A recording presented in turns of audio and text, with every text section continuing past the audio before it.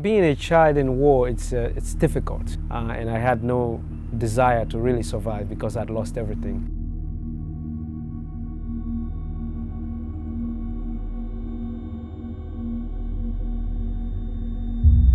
My name is Ishmael Beah. I am an author, and I'm also a human rights activist. By age 13, I had been recruited into the army, and I was fighting as a soldier.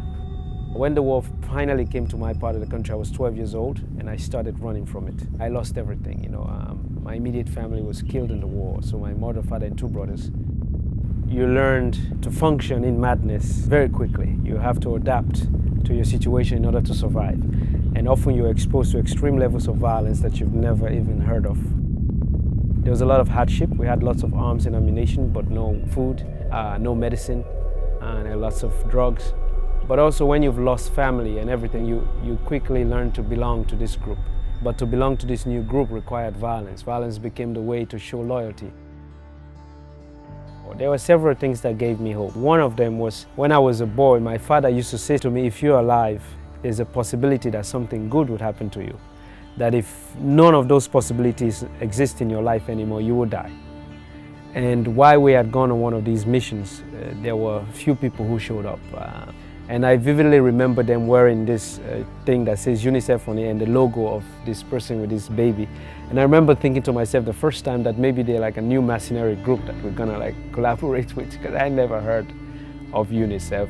So they had some talk with the commander, and then at some point they lined everybody up, and then they would disarm us and they took my weapon. I was not happy.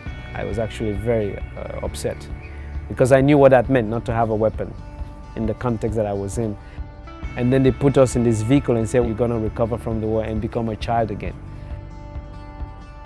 They brought us to a place called Approved School, which became the center that I spent 8 months there recovering from the war. It's because of that intervention that took me out of that situation and made other things possible.